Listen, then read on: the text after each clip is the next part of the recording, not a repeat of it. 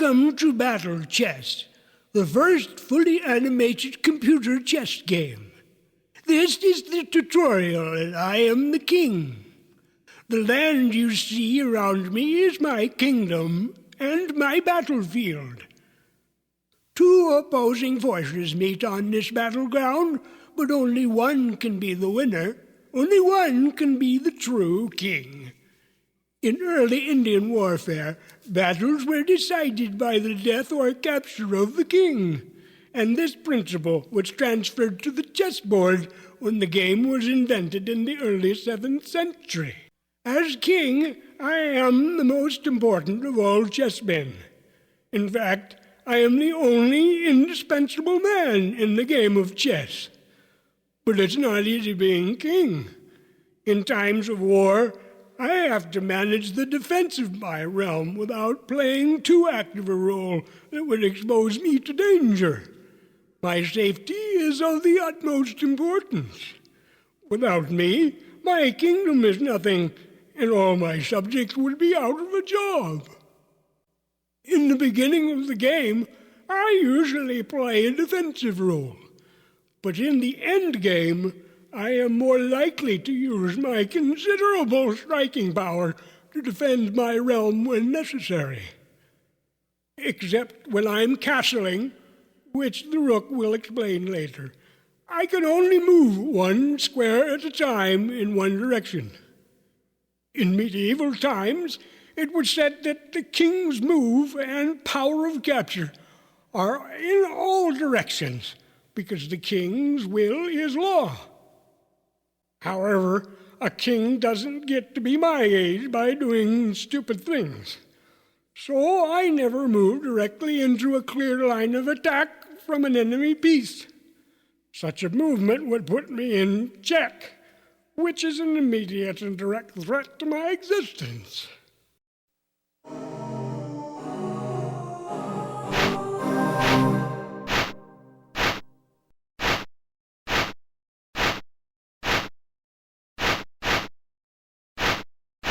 Now, whenever an enemy piece is rude enough to put me in check, I must immediately take care of the situation.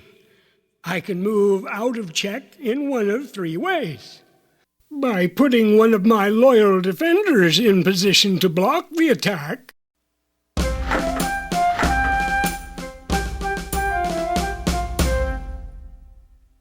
by moving to a safe square,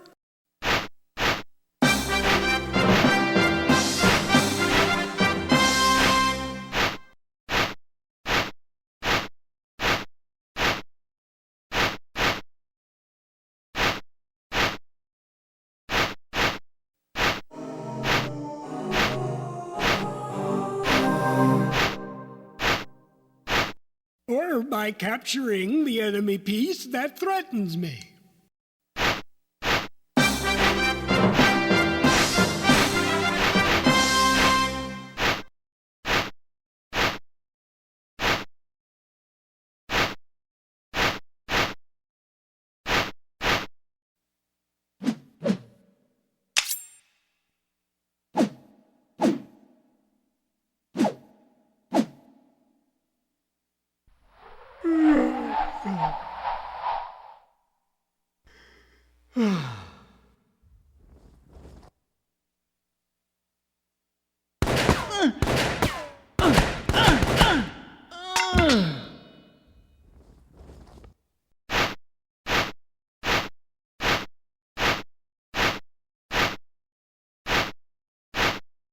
At the end of most chess games, a situation occurs which is known as checkmate. Checkmate is an attack upon a king from which there is no possible escape. While a check is merely a threat to a king, a checkmate is the pronouncement of his certain doom. For example, this is a checkmate situation. This is the sort of situation that really makes me nervous. I'm lucky this isn't a real game. Sometimes the two opposing chess kingdoms can become so exhausted from their tactical and strategic maneuvers that neither one can annihilate the other. In that case, nobody wins and nobody loses. So the game ends in a draw. This is frustrating for everyone, but it doesn't happen often. It may interest you to know that two kings can stand on a chessboard in 3,612 legal positions. However, even though I am powerful, it's not safe for a king to stand around by himself. One final note about the movement of a king, which hasn't changed much in 12 centuries, is that he can capture a queen, but he can never get close enough to threaten her. However, the queen can constantly threaten and harass the king. Nag, nag, nag all the time. She never lets me get any peace. Now, if you'll excuse me, I have to go pass a few laws and tax a few peasants.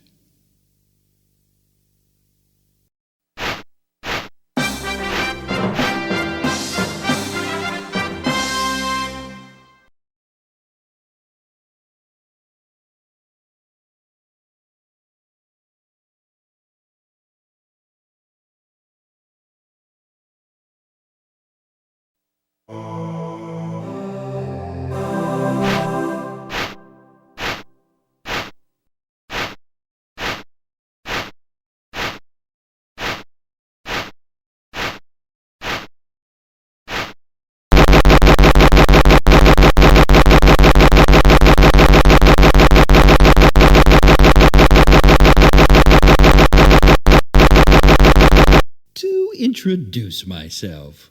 I am His Excellency, the Bishop. I'm a powerful figure in modern-day chess, but I was not always a bishop. At various times in chess history, I have been known as the sage, the old man, the fool, the count, the spy, and the thief.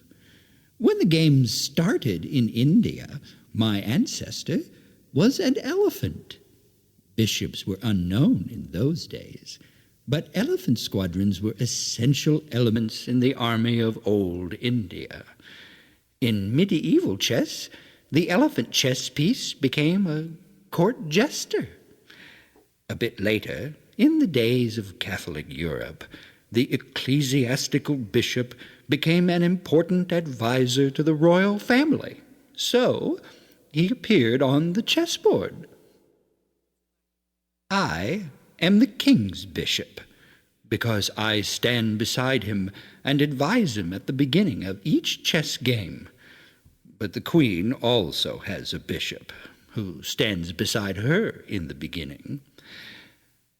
The two bishops work together throughout the game, and we each have our own territory. One bishop stays on the light-colored squares of the chessboard, while the other stays on the dark-colored squares.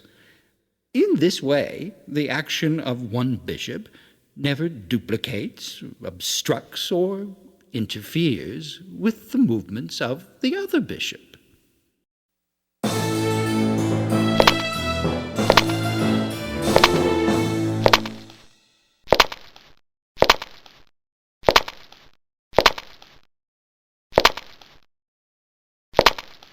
Since bishops have a higher power on their side, they can move diagonally in any direction over as many empty squares as desired. If an enemy is in my path, I may capture the enemy and take the enemy's place on the board. It works like this.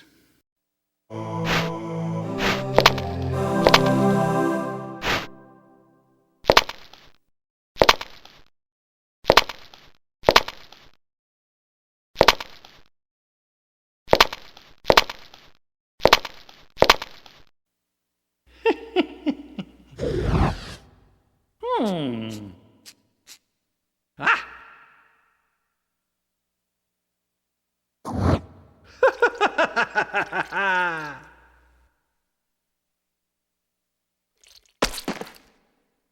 Ah! Oh. Oh.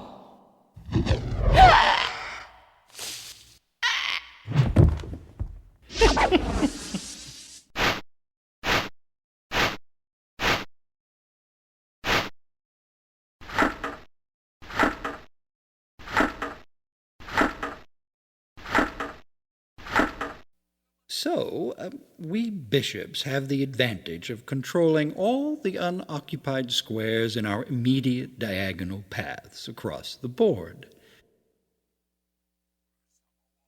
However, the disadvantage of a bishop is his inability to control the squares of an opposite color.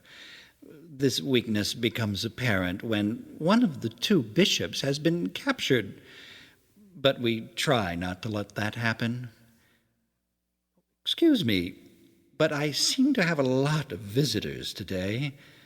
Perhaps this lowly pawn wishes to surrender himself to me. Surrender my eye?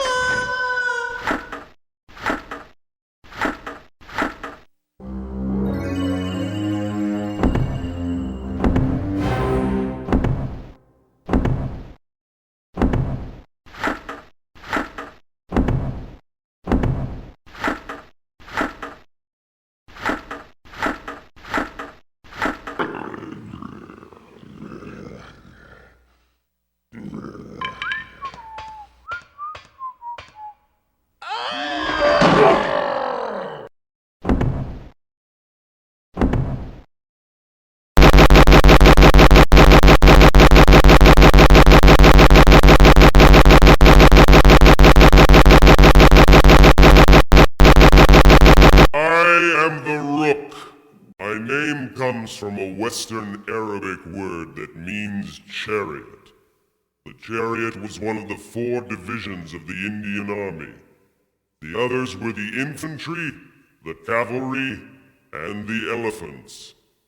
I have also been called the castle, the tower, the rector, the marquis, and the boat. But if you call me anything else but a rook, I'll smash you. I am second only to the queen in terms of my power of movement. I move parallel to the sides of the chessboard, across any number of unoccupied squares in any file or rank. I can move forward, backward, or sideways, but not diagonally. If an enemy is in my path, I can smash him and take his place. At the beginning of a game, I can't do much because everyone is in my way. I hate that. I want to smash things. I'm best at controlling long, open lines of squares. I am most powerful when I work as a team with my brother Rook, who starts the game at the opposite end of the board from me. If I start on the queen's side, I am the queen's rook. Then my brother would be the king's rook. Now pay attention, because I'm going to demonstrate castling, and I'm only going to go through it once. If you don't understand, I'll smash you. The ancient Italians viewed the rook as a fortress into which the king could flee for safety when he was threatened. This point of view evolved into the modern system of castling, which can only occur once per player, per game. It's the only time a player can move 2 pieces during a single turn, and the only time a king can move more than 1 square per turn. This is a castling maneuver.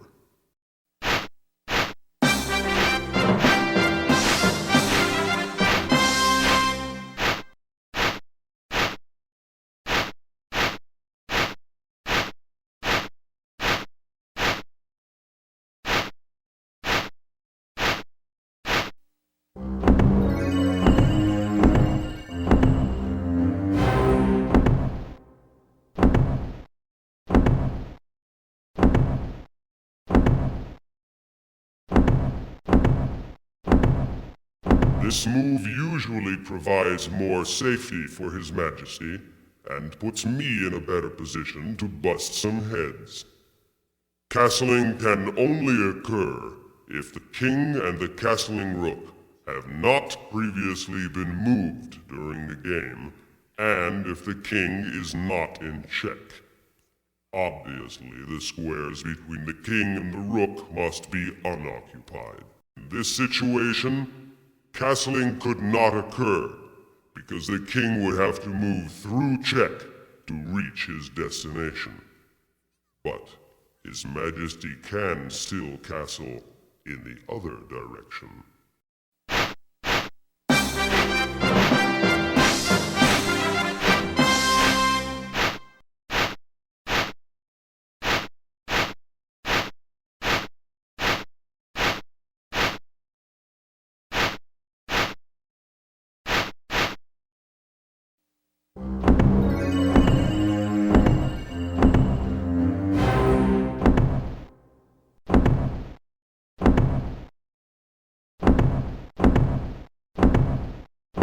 Castling occurs in about 95% of all chess games, and in 90% of these games, the players castle with the king's rook because there are fewer pieces to move out of the way. And that's all there is to it. It should now be obvious to you that a rook laughs at danger. I scare the pants off most other chess pieces. Entire armies break like crashing waves against me, leaving me unharmed. I fear nothing.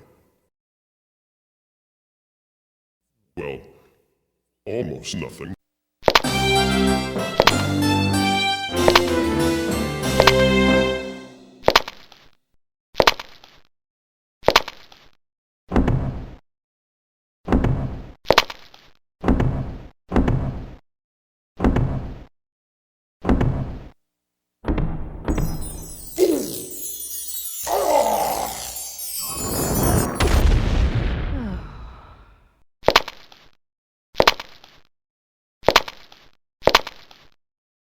Did you see that? I broke a fingernail!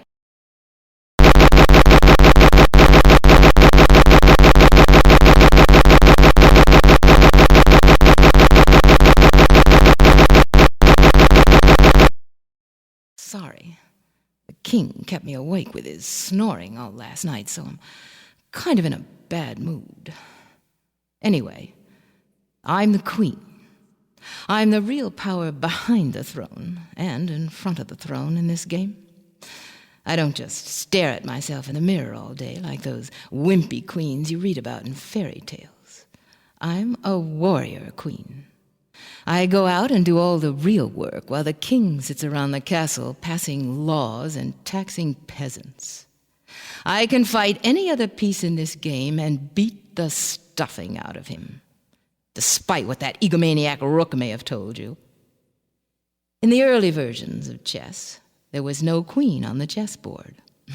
Obviously, this was a major mistake. Once I was introduced to the game, I gradually took on more power until about 1490, when I developed the ability to move in all directions as the most powerful piece on the board. I can move in a straight line in any direction over as many unoccupied squares as I desire. If anyone dares to get in my way, I blast them out of their shoes and take their place on the board. So, I essentially have the combined movement power of a rook and a bishop. I'm the most effective when I have plenty of room to work in, since I can control so much territory at once. Now, you might think it would be a good idea to get me out on the board early in the game and use me for almost everything. But it's not a good idea to rely too heavily on any one piece, since combinations of pieces are required for a good game. Besides, I'm also a big target when I'm out walking around alone without any protection. And you don't want to lose me if you can avoid it. One other thing I'll tell you about before I go is pawn promotion, which is sometimes known as queening.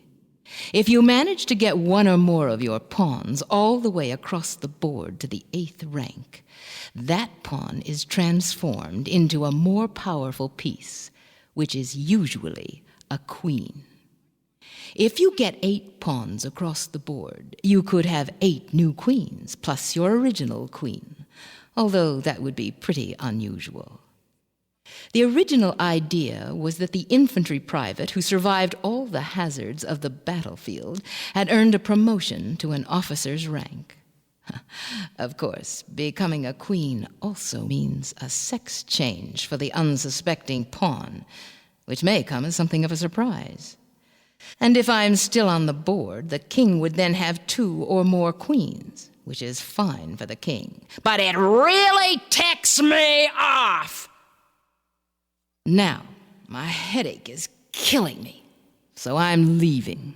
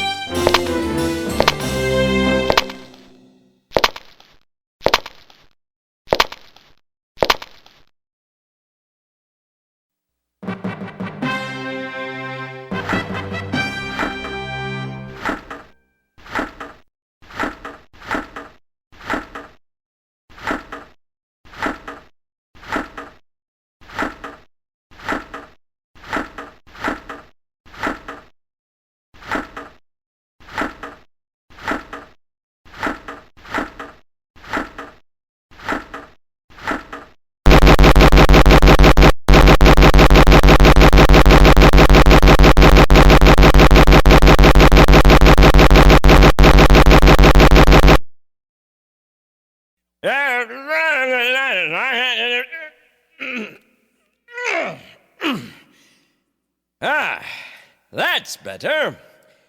I am the knight, and I have a question for you. Have you ever heard of hippophobia? It sounds like a fear of hippos, doesn't it?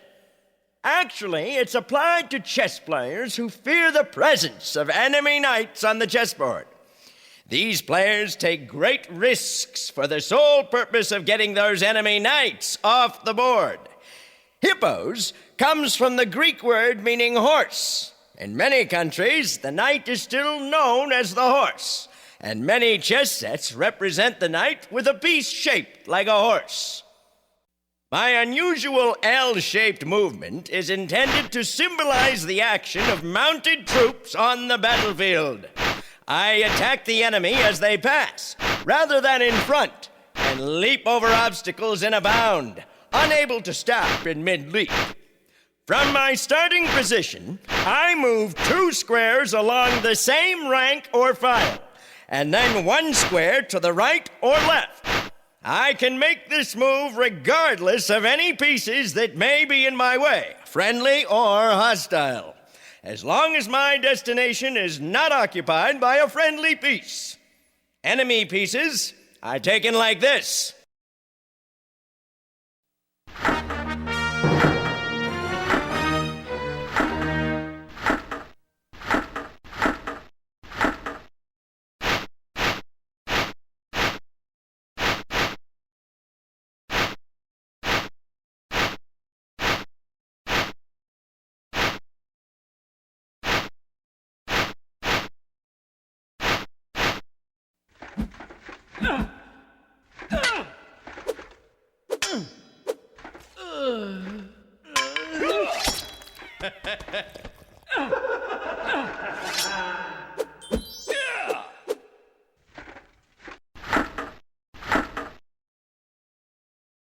A unique advantage I have is my ability to attack any other piece without placing myself in immediate danger from that piece.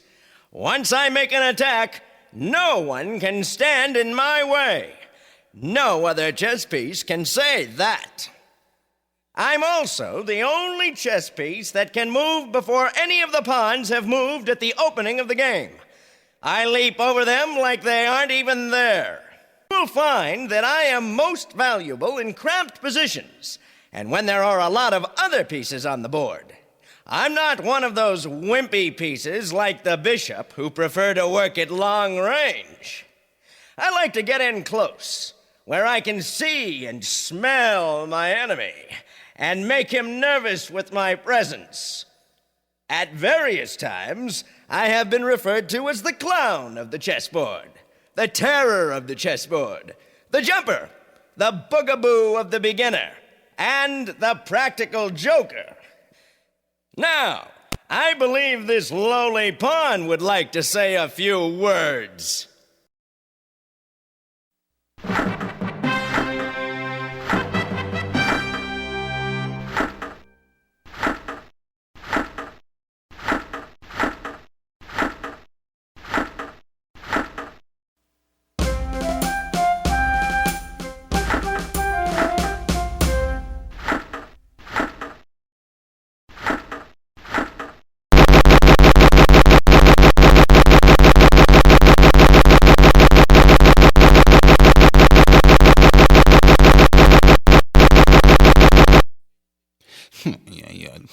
Lowly pawn.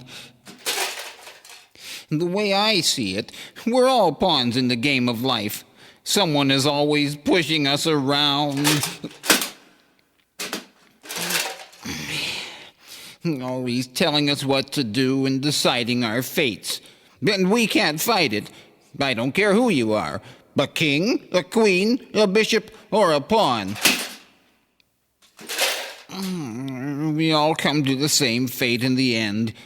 We're all doomed. It's just that a pawn reaches that fate faster than the other pieces on the board. Pawns are just cannon fodder. It's so depressing.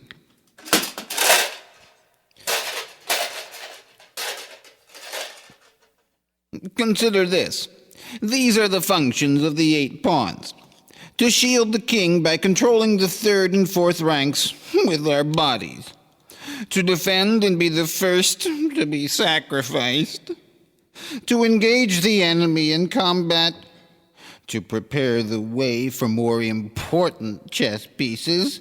And, if we're really lucky, to struggle forward to the 8th rank for a battlefield promotion. As you can see, these pawn functions aren't exactly conducive to a long life.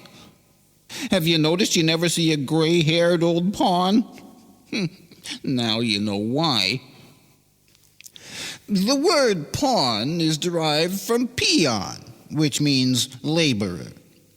In 15th century England, the 8 pawns were carved to represent different trades.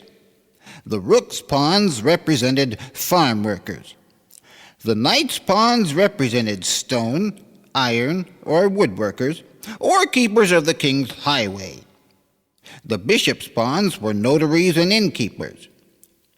The king's pawns were merchant bankers. The queen's pawns were physicians.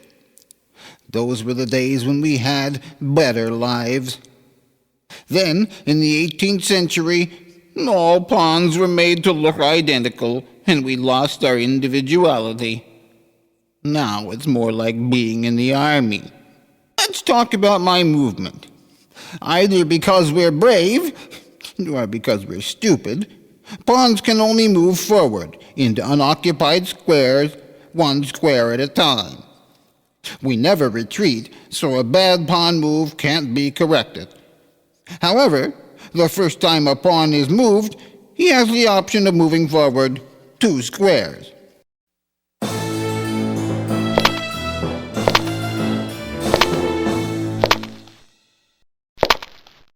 When I take an enemy piece, they have to be waiting for me in one of the 2 squares diagonally ahead of me.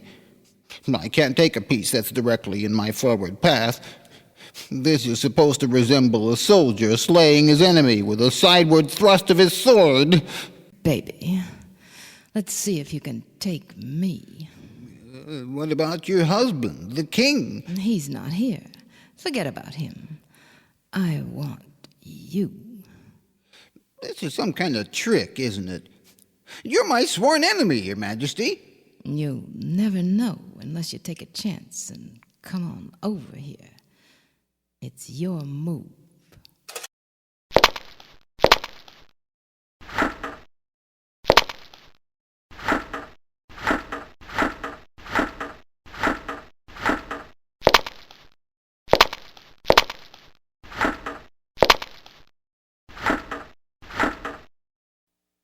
Woo!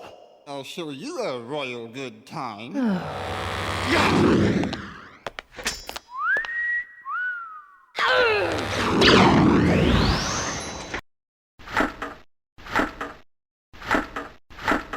I knew it was a trick.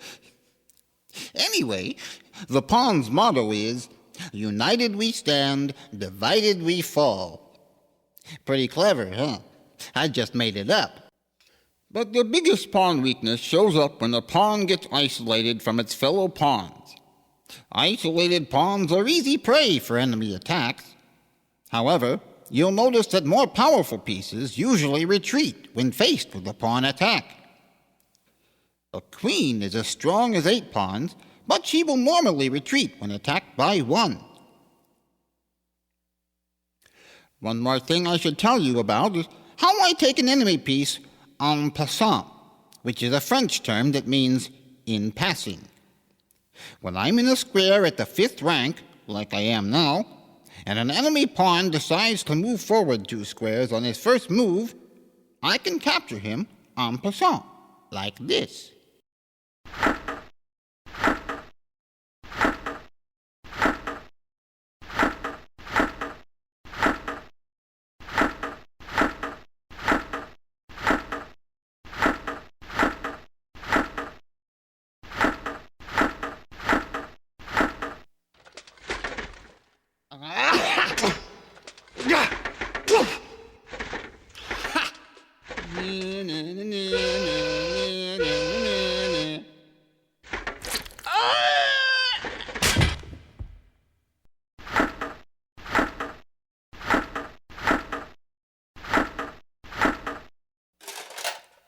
You know, there are times when you won't want to make an en passant capture, so this is an optional maneuver. In any case, it's too dangerous for me to keep standing around out here by myself, so I'll just be moving along, if you don't mind.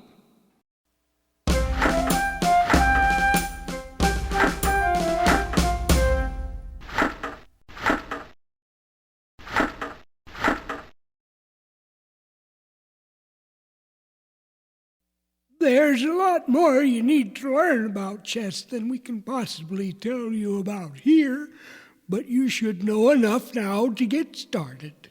And what's my advice? Avoid losing, and that way you'll always win.